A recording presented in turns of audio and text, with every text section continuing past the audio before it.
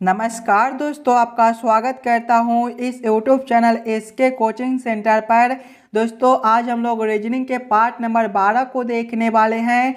अगर आप लोग इससे पहले वाले पार्ट नहीं देखे होंगे तो ज़रूर जाकर देख लीजिएगा। इस पार्ट के अंदर आज हम लोग रीजनिंग के अलग अलग प्रकार के इम्पोर्टेंट प्रश्न को देखने वाले हैं, जो कि आपको आने वाले आगामी सभी परीक्षाओं के लिए काफ़ी महत्वपूर्ण होने वाला है।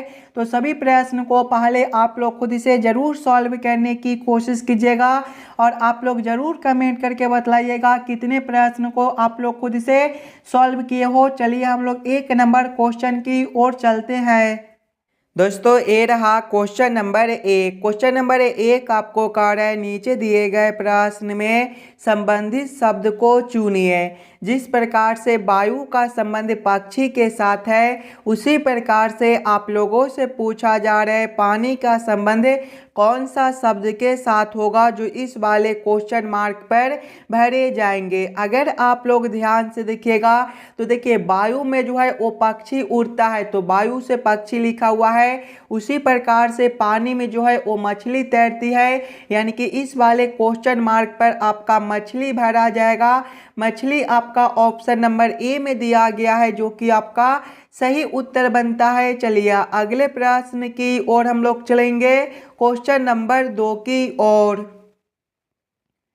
ये रहा क्वेश्चन नंबर 2। क्वेश्चन नंबर 2 आपको कह रहा है नीचे दिए गए प्रश्न में संबंधित संख्या को चुनिए।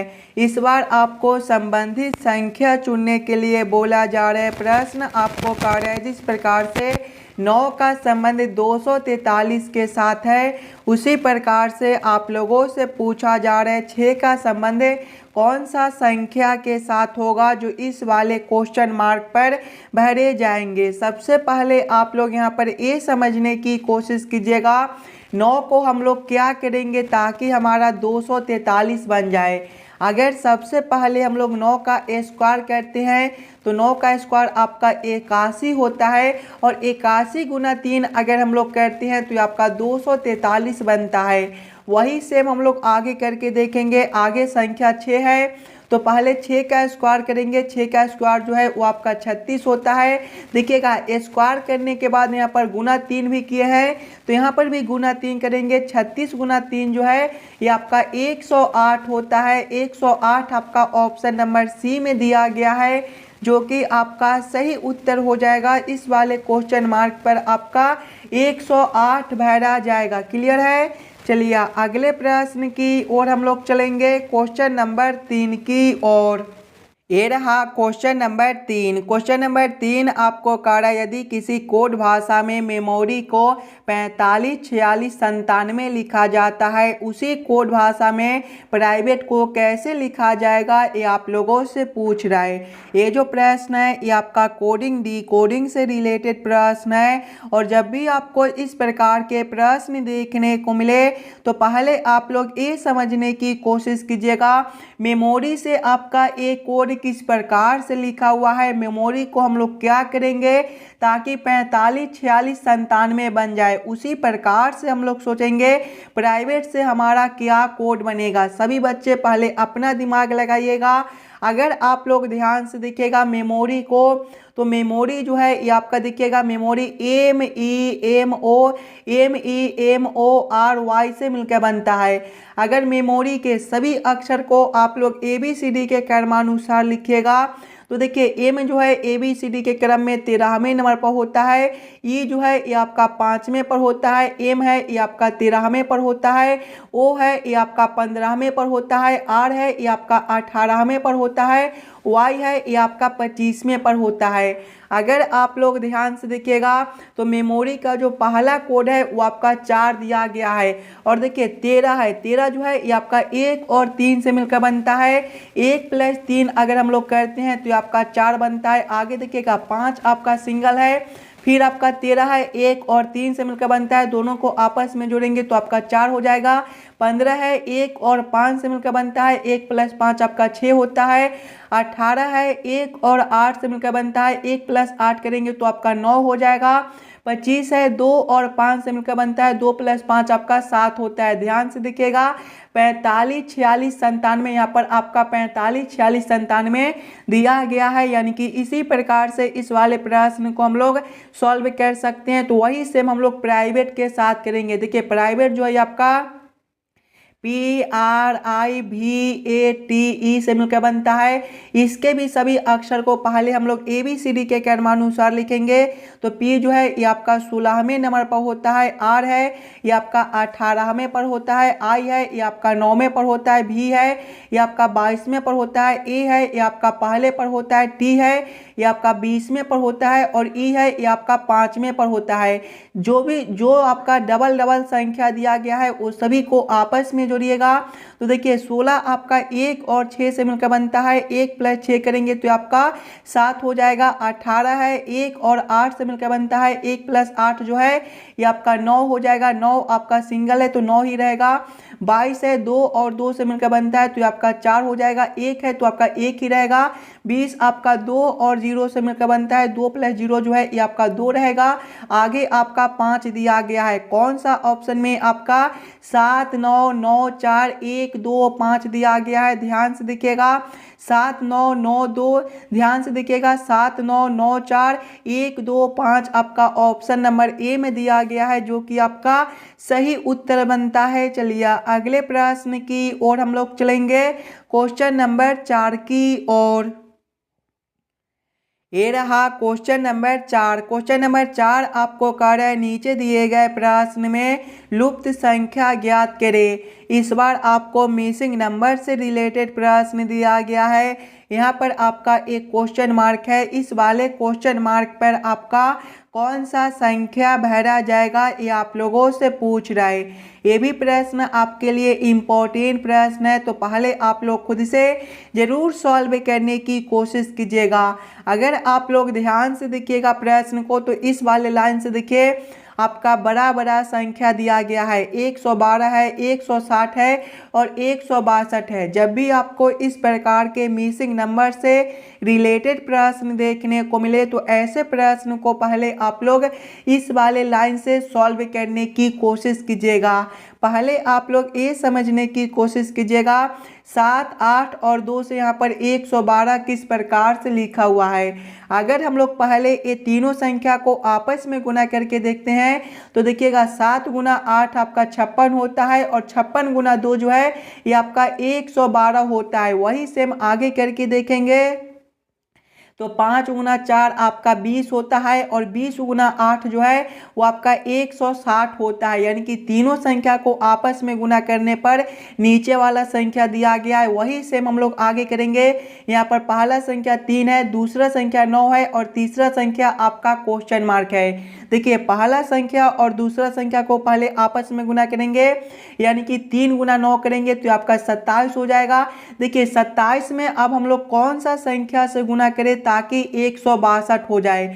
अगर हम लोग देखिएगा 27 × 6 करते हैं तो ये जो है ये आपका 162 होता है। यानी कि तीसरा संख्या जो है वो आपका 6 बनेगा। देखिए 9 × 3 आपका 27 और 27 × 6 जो है वो आपका 162 होता है। जिस प्रकार से नीचे आपका 162 दिया गया है, 6 आपका ऑप्शन नंबर ए में दिया गया है, जो कि आपका सही उत्तर बनता है। चलिए अगले प्रश्न की ओर हम लोग चलेंगे, क्वेश्चन नंबर 5 की ओर।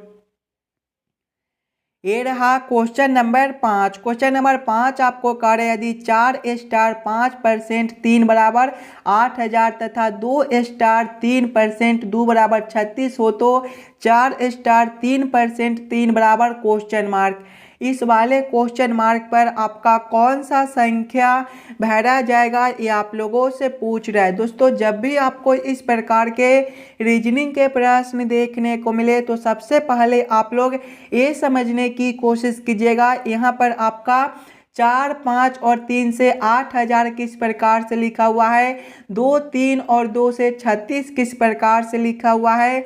उसी प्रकार से आप लोग सोचेगा 4 3 और 3 से कौन सा संख्या बनेगा जो इस वाले क्वेश्चन मार्क पर भरे जाएंगे। देखिए यहाँ पर बीच में आपका किसी भी प्रकार का सिंबल दे दे, स्टार का दे दे, हर्ष का दे दे, भाग का दे दे, गुना का दे दे, डॉलर का दे दे, उससे हमें कोई मतलब नहीं है। बस हम लोगों को ये समझना है कि हम लोग 4, 5 यहाँ पर 4, 5 और 3 से 8,000 किस प्रकार से ला सकते हैं। अगर सबसे पहले हम लोग पहला संख्या गुना करते हैं दूसरा संख्या, यानी कि 4 गुना 5 करेंगे तो आपका कितना हो जाएगा, 20 हो जाएगा। और तीसरा संख्या को पावर कर देंगे, यानी कि तीसरा संख्या आपका 3 है तो 20 के पावर 3 करेंगे, 20 के पावर 3 जो है ये आपका 8,000 होता है। देखिए 8,000 आपका यहाँ पर दिया गया है। वही सेम आगे करेंगे, पहले पहला संख्या गुना करेंगे दूसरा संख्या, पहला संख्या आपका 2 है, गुना करेंगे दूसरा संख्या आपका 3 है, 2 गुना 3 आपका 6 होता है। और तीसरा संख्या को पावर करेंगे, तीसरा संख्या आपका 2 है तो 6 के पावर 2 करेंगे, 6 के पावर 2 आपका 36 होता है। देखिए 36 आपका यहाँ पर दिया गया है, यानी कि इस वाले प्रश्न को हम लोग इसी प्रकार से सॉल्व कर सकते हैं। तो वही सेम हम लोग आगे करेंगे। यहाँ पर भी पहले पहला संख्या गुना करेंगे दूसरा संख्या, पहला संख्या 4 है, दूसरा संख्या 3 है, 4 गुना 3 आपका 12 होता है। और तीसरा संख्या को पावर करेंगे, तीसरा संख्या 3 है तो 12 के पावर 3 करेंगे, 12 के पावर 3 आपका कितना होता है, याद कर लीजिएगा। 12 के पावर 3 जो है वो आपका 1728 होता है। 1728 आपका ऑप्शन नंबर बी में दिया गया है, जो कि आपका सही उत्तर बनता है। इस वाले क्वेश्चन मार्क पर आपका 1728 भरा जाएगा। क्लियर है, सभी प्रश्न इंपॉर्टेंट प्रश्न है, तो वीडियो को रोककर पहले आप लोग खुद से जरूर सॉल्व करने की कोशिश कीजिएगा और आप लोग हमारे साथ अंत तक जरूर बने रहिएगा। और जितने बच्चे इस वाले यूट्यूब चैनल पर नए हो, चैनल को सब्सक्राइब और वीडियो को लाइक जरूर कर दीजिएगा। चलिए अगले प्रश्न की ओर हम लोग चलेंगे, क्वेश्चन नंबर 6 की ओर। ये रहा क्वेश्चन नंबर 6। क्वेश्चन नंबर 6 जो है ये आपका वेन आरेख वेन डायग्राम से रिलेटेड प्रश्न है। संपादक समाचार पत्र और पत्रकार का किस प्रकार से वेन आरेख वेन डायग्राम बनेगा, ये आप लोगों से पूछ रहे हैं। सबसे पहले आप लोग ये समझने की कोशिश कीजिएगा, संपादक समाचार पत्र और पत्रकार में कौन शब्द किसके साथ संबंधित है, किसके अंदर हम लोग किसको रख सकते हैं। अगर आप लोग ध्यान से देखिएगा तो कुछ संपादक जो है वो आपके पत्रकार हो सकते हैं और कुछ पत्रकार जो है वो आपके संपादक भी हो सकते हैं। यानी कि ये दोनों को हम लोग इस प्रकार से रखेंगे, ये दोनों आपस में संबंधित है तो इस प्रकार से रख देंगे। और समाचार पत्र जो है ये दोनों शब्द से अलग दिया गया है, यानी कि समाचार पत्र को ये दोनों से अलग कर देंगे। इसका वेन आरेख वेन डायग्राम आपका कुछ इस प्रकार से बनेगा।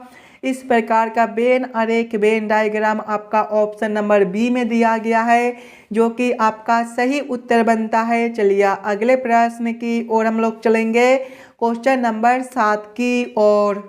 ये रहा क्वेश्चन नंबर 7। क्वेश्चन नंबर 7 आपको कह रहा है नीचे दिए गए प्रश्न आकृति के टुकड़ों से कौन सा उत्तर आकृति बनाया जा सकता है। यहाँ पर एक प्रश्न आकृति दिया हुआ है, कुछ इस प्रकार का आपका प्रश्न आकृति है और प्रश्न आप लोगों से पूछ रहा है इस वाले प्रश्न आकृति के टुकड़ों से कौन सा उत्तर आकृति सही बनता है। सभी बच्चे पहले खुद से जरूर सॉल्व करने की कोशिश कीजिएगा, इस वाले प्रश्न आकृति के टुकड़े से कौन सा उत्तर आकृति आपका सही बनता है। अगर आप लोग ध्यान से देखिएगा उत्तर आकृति सी को, तो देखिए इसमें आपके इस प्रकार के एक आकृति है, यहाँ पर भी आपका एक इस प्रकार का आकृति बनता है। उसके बाद इस प्रकार का आकृति है, यहाँ पर भी इस प्रकार का आकृति है। उसके बाद आपका इस प्रकार का आकृति है, यहाँ पर भी आपका इस प्रकार का आकृति है। उसके बाद देखिएगा तो आपका कुछ इस प्रकार का आकृति है, यहाँ पर भी आपके इस प्रकार के आकृति दिया गया है। उसके बाद आपका इस प्रकार का आकृति है, यहाँ पर देखिए इस प्रकार का भी आकृति दिया गया है। यानी कि इस वाले प्रश्न आकृति के टुकड़ों से जो है आकृति सी जो है वो आपका सही बनता है। तो क्वेश्चन नंबर 7 का आपका ऑप्शन नंबर सी जो है सही उत्तर हो जाएगा। चलिए अगले प्रश्न की ओर हम लोग चलेंगे, क्वेश्चन नंबर 8 की ओर। ये रहा क्वेश्चन नंबर 8। क्वेश्चन नंबर 8 आपको कह रहा है नीचे दिए गए श्रृंखला को पूरा करें। इस बार आपको श्रृंखला सीरीज से रिलेटेड प्रश्न दिया गया है। एक श्रृंखला सीरीज दिया हुआ है और यहाँ पर बीच में क्वेश्चन मार्क है। इस वाले क्वेश्चन मार्क पर आपका कौन सा संख्या भरा जाएगा ये आप लोगों से पूछ रहा है। सबसे पहले आप लोग श्रृंखला सीरीज को ध्यान से देखिएगा। श्रृंखला सीरीज को देखिएगा तो पहले आपका 68 दिया गया है, 68 के आगे देखिए आपका 81 दिया हुआ है, 81 के आगे देखिएगा तो आपका 96 दिया गया है, 96 के आगे आपका क्वेश्चन मार्क है और क्वेश्चन मार्क के आगे आपका 132 दिया गया है। अगर आप लोग ध्यान से देखिएगा इस वाले श्रृंखला सीरीज को तो ये जो श्रृंखला सीरीज है ये आपका ऊपर की ओर बढ़ रहा है और जब भी आपको इस प्रकार के श्रृंखला सीरीज देखने को मिले तो पहले आप लोग अंतर को देखिएगा। देखिए 68 से आपका 81 है, प्लस 13 का अंतर बनता है, 81 से आपका 96 है, प्लस 15 का अंतर बनता है और आगे आपका क्वेश्चन मार्क है। ध्यान से देखिएगा प्लस 13 का अंतर है, प्लस 15 का अंतर है, यहाँ पर जो है वो प्लस 2 है तो आगे भी हम लोग प्लस 2 करेंगे। 15 प्लस 2 जो है वो आपका 17 होता है, यानी कि अगला अंतर जो है वो आपका प्लस 17 का हो जाएगा। 96 प्लस 17 जो है वो आपका 113 होता है, यानी कि इस वाले क्वेश्चन मार्क पर आपका 113 भरा जाएगा और 113 के आगे देखिएगा तो 132 है, यहाँ पर आपका प्लस 19 का अंतर बनता है। देखिए 17 प्लस 2 जो है ये आपका 19 भी होता है, यानी कि इस वाले क्वेश्चन मार्क पर आपका 113 भरा जाएगा। क्वेश्चन नंबर 8 का आपका ऑप्शन नंबर सी जो है सही उत्तर हो जाएगा। चलिए अगले प्रश्न की ओर हम लोग चलेंगे, क्वेश्चन नंबर 9 की ओर। ये रहा क्वेश्चन नंबर 9। क्वेश्चन नंबर 9 आपको कह रहा है नीचे दिए गए निम्नलिखित शब्दों का सही क्रम बताएं। पेड़, पुस्तक, कागज, जिल्द, सज्जी का किस प्रकार से सही क्रम बनेगा ये आप लोगों से पूछ रहा है। सबसे पहले आप लोग ये सभी शब्दों को ध्यान से देखिएगा और समझने की कोशिश कीजिएगा ये सभी शब्दों का आपका किस प्रकार से सही क्रम बनता है। अगर आप लोग ध्यान से देखिएगा तो सबसे पहला शब्द जो है वो आपका पेड़ हो जाएगा, यानी कि 1 नंबर। पेड़ के बाद जो है वो आपका कागज हो जाएगा, यानी कि 3 नंबर। कागज के बाद जो है वो आपका पुस्तक हो जाएगा, यानी कि 2 नंबर। और पुस्तक के बाद जो है वो आपका जिल्द सज्जी हो जाएगा, यानी कि 4 नंबर। कौन सा ऑप्शन में आपका 1 3 2 4 दिया गया है? ऑप्शन नंबर डी में देखिएगा तो 1 3 2 4 दिया हुआ है, यानी कि ये सभी शब्दों का जो सही क्रम है वो आपका ऑप्शन नंबर डी में दिया गया है। तो क्वेश्चन नंबर 9 का आपका ऑप्शन नंबर डी जो है सही उत्तर बनता है। चलिए अगले प्रश्न की ओर हम लोग चलेंगे, क्वेश्चन नंबर 10 की ओर। ये रहा क्वेश्चन नंबर 10। क्वेश्चन नंबर 10 आपको कह रहा है नीचे दिए गए प्रश्न में विषम शब्द को पहचान करें। इस बार आपको विषम शब्द चुनने के लिए बोला जा रहा है। जब भी आपको विषम शब्द चुनने के लिए बोले तो पहले आप लोग ये चारों ऑप्शन को ध्यान से देखिएगा और समझने की कोशिश कीजिएगा ये चारों ऑप्शन में आपका सबसे अलग ऑप्शन कौन सा दिया गया है।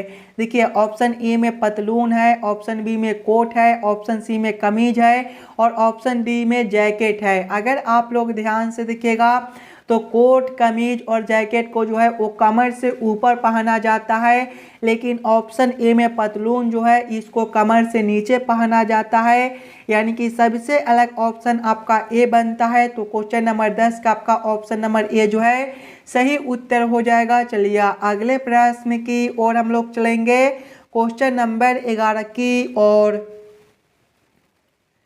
ये रहा क्वेश्चन नंबर 11। क्वेश्चन नंबर 11 जो है ये आपका कथन और निष्कर्ष से रिलेटेड प्रश्न है और जब भी आपको इस प्रकार के प्रश्न देखने को मिले तो सबसे पहले आप लोग सभी कथन को ध्यान से पढ़िएगा और उस सभी कथन को आप लोग वेन आरेख वेन डायग्राम पर सेट कर लीजिएगा ताकि प्रश्न को सॉल्व करने और समझने में आपको आसानी हो। देखिए कथन एक आपको कह रहा है कुछ पेन ग्लास है। कुछ पेन क्या है? ग्लास है। इसका वेन आरेख वेन डायग्राम किस प्रकार से बनेगा? पेन के लिए आरेख आपका कुछ इस प्रकार से हो जाएगा और ग्लास के लिए आरेख आपका कुछ इस प्रकार से हो जाएगा। आप लोग नाम भी लिख लीजिएगा। ये जो आरेख है ये आपका पेन के लिए है, तो आप लोग यहाँ पर पेन भी लिख लीजिएगा। और ये जो आरेख है ये आपका ग्लास के लिए है, तो आप लोग यहाँ पर ग्लास भी लिख लीजिएगा। आगे कथन को पढ़िएगा।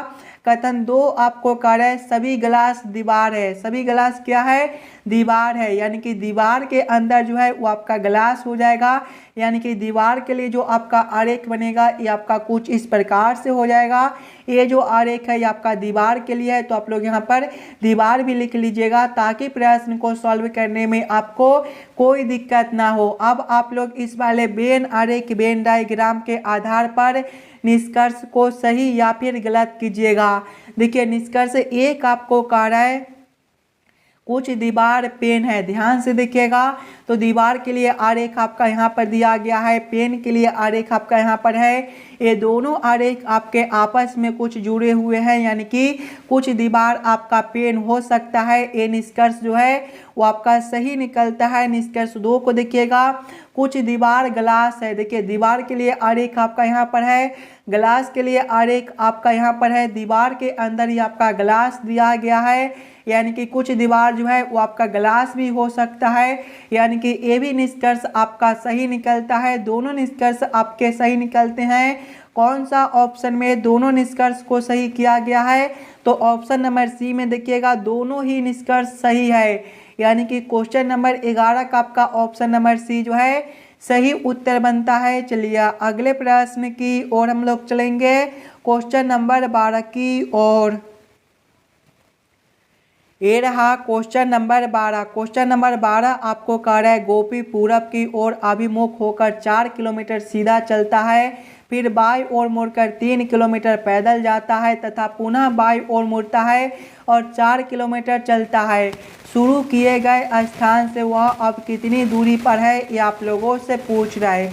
ये भी प्रश्न आपके लिए एकदम इम्पोर्टेंट प्रश्न है, तो पहले आप लोग खुद से ज़रूर सॉल्व करने की कोशिश कीजिएगा। इस प्रकार के भी प्रश्न आपको बार बार सभी एग्जाम में पूछे जाते हैं, और जब भी आपको इस प्रकार के प्रश्न देखने को मिले तो पहले आप लोग ये याद कर लीजिएगा, दिशा में जो है वो आपका पूरब देखिएगा तो ए वाला दिशा होता है, पश्चिम ए वाला दिशा होता है, उत्तर आपका ऊपर की ओर होता है और दक्षिण आपका नीचे की ओर होता है। अब आप लोग प्रश्न को ध्यान से पढ़िएगा और समझने की कोशिश कीजिएगा। देखिए प्रश्न पहले आपको कह रहा है गोपी पूरब की ओर अभिमुख होकर 4 किलोमीटर सीधे चलता है, यानी कि गोपी जो है पहले पूरब दिशा में 4 किलोमीटर चलता है। पूरब आपका ए वाला दिशा, यानी कि गोपी पहले ए वाला दिशा में 4 किलोमीटर चलता है। आगे प्रश्न को पढ़िएगा, फिर बाई ओर मुड़कर 3 किलोमीटर चलता है। जब यहाँ से वह बाई ओर मुड़ेगा तो इसका दिशा ए वाला हो जाएगा, यानी कि ए वाला दिशा में वह 3 किलोमीटर चलता है। आगे प्रश्न को पढ़िएगा, पुनः बाई ओर मुड़ता है और 4 किलोमीटर चलता है। जब यहाँ से वह फिर से बाई ओर मुड़ेगा तो इसका दिशा ए वाला हो जाएगा, यानी कि ए वाला दिशा में गोपी फिर से 4 किलोमीटर चलता है। आगे प्रश्न को पढ़िएगा। आगे प्रश्न आप लोगों से पूछ रहा है शुरू किए गए स्थान से वह अब कितनी दूरी पर है। देखिए यहाँ से चलना शुरू किया है और यहाँ तक चलकर आया है, यहाँ से लेकर यहाँ तक का दूरी आप लोगों से पूछ रहा है। अगर आप लोग ध्यान से देखिएगा तो ए वाला जो है ये आपका 4 किलोमीटर है, ये वाला भी आपका 4 किलोमीटर है और ए वाला दूरी जो है ये आपका 3 किलोमीटर है, यानी कि ए वाला दूरी भी आपका 3 किलोमीटर रहेगा। 3 किलोमीटर आपका ऑप्शन नंबर बी में दिया गया है, जो कि आपका सही उत्तर बनता है। चलिए अगले प्रश्न की ओर हम लोग चलेंगे, क्वेश्चन नंबर 13 की ओर। ये रहा क्वेश्चन नंबर 13। क्वेश्चन नंबर 13 आपको कह रहा है यदि वर्षा को जल कहते हैं, जल को वायु कहते हैं, वायु को बादल कहते हैं, बादल को आकाश कहते हैं, आकाश को समुद्र कहते हैं, समुद्र को सड़क कहते हैं, तो हवाई जहाज कहाँ उड़ते हैं, ये आप लोगों से पूछ रहा है। दोस्तों जब भी आपको इस प्रकार के रीजनिंग के प्रश्न देखने को मिले तो पहले आप लोग प्रश्न को ध्यान से पढ़िएगा और समझने की कोशिश कीजिएगा प्रश्न आपको क्या कह रहा है।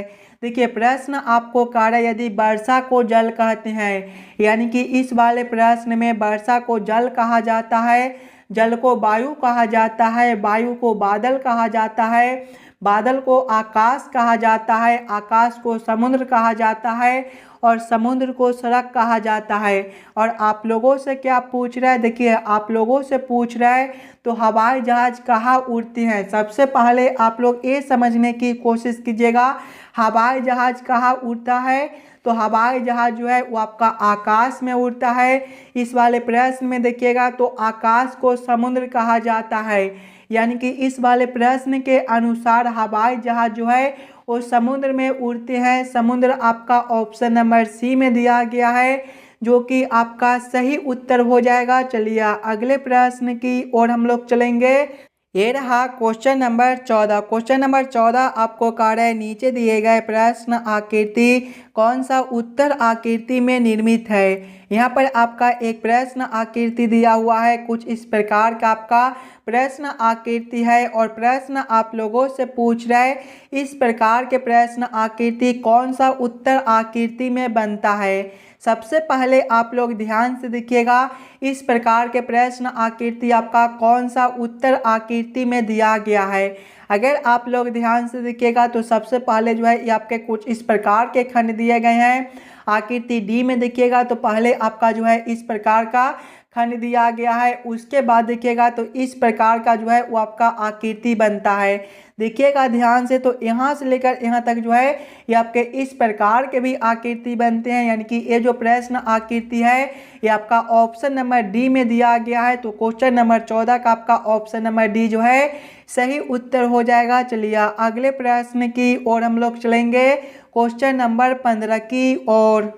दोस्तों ये रहा क्वेश्चन नंबर 15। क्वेश्चन नंबर 15 आपको कह रहे यदि ए का अर्थ जोड़ कॉमा बी का अर्थ घटाओ और सी का अर्थ गुना हो तो इस वाले समीकरण का मान क्या होगा, ये आप लोगों से पूछ रहा है। सबसे पहले आप लोग प्रश्न को ध्यान से पढ़िएगा और समझने की कोशिश कीजिएगा। देखिए प्रश्न आपको कह रहा है ए का अर्थ जोड़ है, यानी कि इस वाले समीकरण में जहाँ पर आपका ए दिया गया है वहाँ पर हम लोग जोड़ को रखेंगे। बी का अर्थ घटाओ दिया गया है, यानी कि बी के जगह पे घटाओ को रखेंगे और सी का अर्थ गुना है, यानी कि सी के जगह पे गुना को रखकर इस वाले समीकरण को हम लोग हल कर लेंगे। सबसे पहले देखिएगा तो आपका छोटा ब्रैकेट दिया गया है, उसके बाद आपका 10 है, फिर सी है। सी का अर्थ क्या है, गुना है, यानी कि यहाँ पर आपका गुना 4 हो जाएगा। उसके बाद छोटा ब्रैकेट बंद है, फिर आपका ए है, ए का अर्थ जोड़ है तो आपका जोड़ हो जाएगा। फिर आपका छोटा ब्रैकेट है 4सी, सी का अर्थ क्या है, गुना, यानी कि यहाँ पर आपका गुना 4 हो जाएगा। छोटा ब्रैकेट बंद है, उसके बाद बी है, बी का अर्थ घटाओ है तो घटाओ 6 हो जाएगा। जब इस वाले समीकरण को हम लोग हल करेंगे तो सबसे पहले हम लोग ब्रैकेट के काम करेंगे। देखिएगा 10 गुना 4 करेंगे तो आपका 40 हो जाएगा, जोड़ करेंगे 4 गुना 4 आपका 16 हो जाएगा, माइनस करेंगे 6। यहाँ पर देखिएगा 40 प्लस करेंगे 16 माइनस 6 आपका 10 हो जाएगा। 40 प्लस 10 आपका 50 बनता है। 50 आपका ऑप्शन नंबर बी में दिया गया है, जो कि आपका सही उत्तर हो जाएगा। इस वाले क्वेश्चन मार्क पर आपका 50 भरा जाएगा। चलिए अगले प्रश्न की ओर हम लोग चलेंगे, क्वेश्चन नंबर 16 की ओर। ये रहा क्वेश्चन नंबर 16। क्वेश्चन नंबर 16 आपको कह रहा है दिए गए प्रश्न में संबंधित अक्षरों को चुनिए। इस बार आपको संबंधित अक्षर चुनने के लिए बोला जा रहा है। प्रश्न आपको कह रहा है जिस प्रकार से WVT का संबंध SRP के साथ है उसी प्रकार से आप लोगों से पूछा जा रहा है MLJ का संबंध कौन सा अक्षर के साथ होगा, जो इस वाले क्वेश्चन मार्क पर भरे जाएंगे। अगर आप लोग ध्यान से देखिएगा सिंगल अक्षर को तो देखिए W से आपका S है। W जो है ABCD के क्रम में 23वें नंबर पर होता है और S आपका 19वें नंबर पर। यहाँ पर आपका -4 है। आगे देखिएगा B से आपका R है, B आपका 22वें नंबर पर होता है, R आपका 18वें पर, यहाँ पर भी -4 है। आगे देखिएगा T से आपका P है, T आपका 20वें नंबर पर होता है, P आपका 16वें पर, यहाँ पर भी आपका -4 है। वही सेम हम लोग आगे करेंगे, सभी अक्षर में -4 करेंगे। देखिए M आपका 13वें में होता है, 13 - 4 आपका 9 और 9वें पर I होता है। आगे आपका L है, ये 12वें नंबर पर होता है, 12 - 4 आपका 8 और 8वें पर H होता है। आगे जे है, देखिए जे 10वें पर होता है, 10 - 4 आपका 6 और छठे पर एफ होता है। कौन सा ऑप्शन में आपका IHF दिया गया है? IHF आपका ऑप्शन नंबर सी में दिया गया है, जो कि आपका सही उत्तर बनता है। चलिए अगले प्रश्न की ओर हम लोग चलेंगे, क्वेश्चन नंबर 17 की ओर।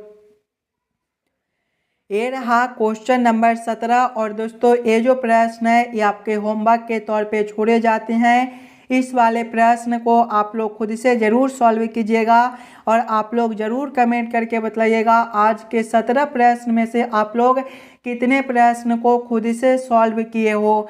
अगर आपको किसी भी प्रश्न में कहीं पर भी कोई दिक्कत हो तो हमें वो भी कमेंट करके बता दीजिएगा। उस वाले प्रश्न को हम लोग फिर से अगले वाले पार्ट में देख लेंगे। और जितने बच्चे इस वाले यूट्यूब चैनल पर नए हो, चैनल को सब्सक्राइब और वीडियो को लाइक जरूर करके जाइएगा और वीडियो को ज़्यादा से ज़्यादा अपने दोस्तों के साथ शेयर कीजिएगा ताकि और बच्चे तक पहुंच सके। और आप लोग ज़रूर इस वाले यूट्यूब चैनल से जुड़ जाइएगा।